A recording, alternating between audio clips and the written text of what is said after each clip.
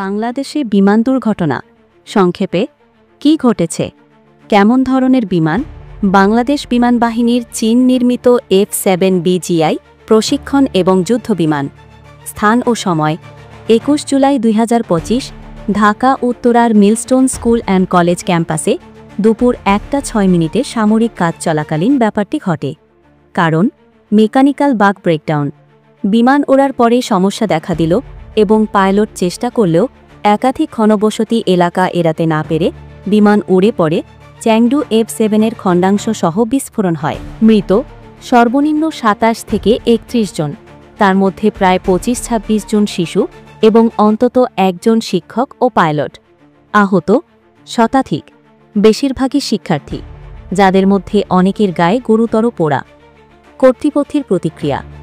জাতীয় অন্ত্যেষ্টি 22 জুলাইতে রাষ্ট্রব্যাপী শোক এবং সরকারি অফিসগুলোতে অর্ধনমিত পতাকা। সরেজমিন অনুসন্ধান। সেনাবাহিনী ও সরকার তদন্তের ঘোষণা করেছে। আইনগত পর্যায়ের গবেষণার নির্দেশ। জনমত ও প্রতিবাদ। আহত ও নিহতদের অভিভাবক, শিক্ষার্থীরা উত্তরার ক্যাম্পাসে প্রতিবাদ করেছে। অভিযোগ পাইলটদের ট্রেনিং ফ্লাইট বন্ধ করতে, ক্ষতিপূরণ এবং দায়িত্বশীলতা নিশ্চিত করতে। আন্তর্জাতিক প্রতিক্রিয়া। ভারত, পাকিস্তান ও চীনের পক্ষ থেকে সমবেদনার বার্তা এসেছে। বিশেষ করে ভারত সাহায্য পাঠিয়েছে। দগ্ধ রোগীদের চিকিৎসা সেবা প্রদানকারী ডাক্তার ও নার্স সহ। পোপ লিও নিহতদের আত্মার শান্তি কামনায় প্রার্থনা করেছেন। বর্তমান অবস্থা ও ভবিষ্যৎ করণীয়। চিকিৎসা চলছে। বর্তমানে আহতদের বেশিরভাগই শঙ্কর প্রতিবাদের হাসপাতালে ভর্তি, যথাযথ চিকিৎসা চলছে। ভারতীয় দল বিশেষজ্ঞ ডাক্তার ও নার্স প্রেরণ করেছে। তদন্তপূর্ব তথ্য। প্রাথমিক পর্যায়ে ধারণা করা হচ্ছে মেকানিক্যাল ত্রুটি বা অভিযানের উদ্যোগ থেকে এসব ঘটনা ঘটেছে। তবে সরকারিভাবে এখনও চূড়ান্ত কোনো রিপোর্ট প্রকাশ হয়নি। জনমত হাইলাইট। সাধারণ মানুষ ও শিক্ষার্থীরা চাইছেন পুনরায় এমন ট্রেনিং ফ্লাইট বন্ধর পক্ষে কঠোর পদক্ষেপ ও নিরাপত্তা সম্প্রসারণ। এ নিয়ে পরিবার, শিক্ষার্থী চলছে। সারসংক্ষেপ। একটি বিমানবাহিনী F-7 বিমান প্রায় আধ ঘণ্টা সময় একটি জনবহুল স্কুলে পরে বিশৃঙ্খলা সৃষ্টি করে। প্রায় 30 জনের প্রাণহানি ঘটেছে। আহত হয়েছে শতাধিক, বিশেষত শিক্ষার্থীরা। ঘটনা নিয়ে সরকার তদন্ত চলছে। জনগণ ক্ষতিপূরণ ও নিরাপত্তা ব্যবস্থা পুনর্বিবেচনার দাবি তুলছে। পাকিস্তান, চীন ও ভারতের পক্ষ থেকে সমবেদনা ও সাহায্য এসেছে। ভারত যুক্তরাজ্য মুক্ত বাণিজ্য চুক্তি বা FTA যুক্তরাজ্য থেকে আসা প্রায় 90% পণ্যের ওপর শুল্ক কমাবে। বিশেষ করে স্কচ হুইস্কি ও জিনের শুল্ক কমে প্রায় 75% হবে, যা 10 বছরের মধ্যে 40% হবে। এছাড়াও গাড়ি ও অন্যান্য যানবাহনের শুল্কও কমবে। ভারত থেকে যুক্তরাজ্যে প্রায় 99% পণ্যের ওপর শুল্ক লাগবে না।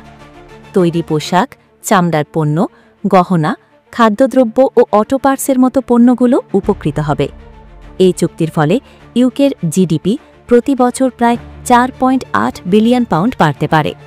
আর 2040 সাল নাগাদ দুই দেশের মধ্যে বাণিজ্য প্রায় 75.5 বিলিয়ন পাউন্ড পর্যন্ত পৌঁছতে পারে। এরপর ভারত 24 জুলাই 2025 থেকে চীনা নাগরিকদের জন্য পর্যটক ভিসা আবার চালু করেছে। কোভিডের পর এই প্রথম এমনটা হচ্ছে। পর্যটক ভিসা 1 মাসের জন্য পাওয়া যাবে, আর অনেক ক্ষেত্রে অনলাইন ই-ভিসারও ব্যবস্থা আছে। 30, 365 বা 5 বছরের জন্য পাওয়া যাবে।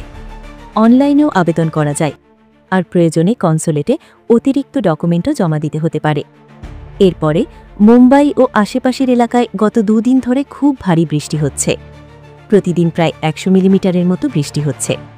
আবহাওয়া দপ্তর অরেঞ্জ অ্যালার্ট জারি করেছে, যার মানে ভারী থেকে খুব ভারী বৃষ্টিপাত আর বড় ধরনের ক্ষতির ঝুঁকি আছে। বৃষ্টির কারণে রাস্তায় জল জমে ট্রাফিক ব্যাহত হচ্ছে। আন্ধেরি সাবওয়ে জল জমার কারণে সাময়িকভাবে বন্ধ করে দেওয়া হয়েছে। লোকাল ট্রেনেও দেরি হচ্ছে, আর রাস্তার পরিস্থিতিও ভালো না। সাধারণ মানুষকে সতর্ক থাকতে বলা হয়েছে। আর জরুরি পরিষেবার লোকজন আর BMC প্রস্তুত আছে। সংক্ষিপ্তভাবে বলতে গেলে এই চুক্তির মাধ্যমে শুল্ক কমবে, চীনের নাগরিকদের জন্য ভিসা আবার চালু হয়েছে, আর মুম্বাইয়ে খুব ভারী বৃষ্টি হচ্ছে।